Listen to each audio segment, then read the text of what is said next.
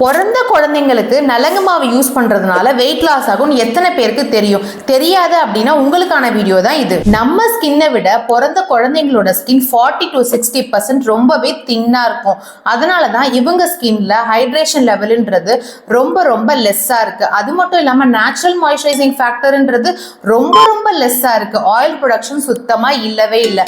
அதனால தான் பிறந்த குழந்தைங்களுக்கு தெர்மோ ரெகுலேஷன்ற ப்ராசஸ் வந்து ரொம்ப ரொம்ப முக்கியமானது. அதாவது தெர்மோ அட்ஜஸ்ட்மெண்ட்னு சொல்லுவாங்க. பிறந்த குழந்தைங்களை எப்பயுமே டவல் வச்சு ரேப் பண்ணுங்க அப்படின்னு சொல்லுவாங்க. பிகாஸ் இவங்களோட ஸ்கின்ல தான் ஹைட்ரேஷன் ஒரு ப்ராசஸ் வந்து ஸ்கின் மூலமா வெளியில போகுது.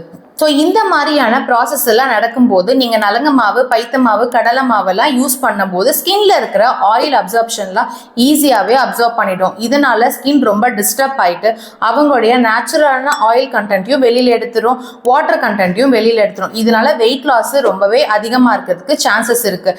நீங்கள் ஏதாவது உங்கள் குழந்தைக்கு யூஸ் பண்ணணும் அப்படின்னு நினச்சிங்கன்னா செக்காட்டின தேங்காய் எண்ணெயை கண்டிப்பாக நீங்கள் யூஸ் பண்ணலாம். நீங்கள் ஒரு காஸ்மெட்டிக் ஃபார்முலேட்டராக இருக்கீங்க அப்படின்னா பேபி ப்ராடக்ட்ஸ் மேக் பண்ணும்போதும் சரி, பேபி மசாஜ் ஆயில் கொடுக்கும் போதும் கோகனட் ஆயிலை பேஸா வச்சு கொடுங்க. ஏன்னா பேபி ப்ராடக்ட்ஸ் மேக் பண்ணும்போது கோகனட் ஆயிலை பேஸா வச்சு எந்த ப்ராடக்ட்ஸ்னாலும் ரெடி பண்ணலாம். ஈவன் இது குழந்தைங்களுடைய வெயிட் கெயினுக்கு ரொம்பவே ஹெல்ப்ஃபுல்லாகவும் இருக்கு, ப்ரூவன் ஃபேக்டாகவும் இருக்கு.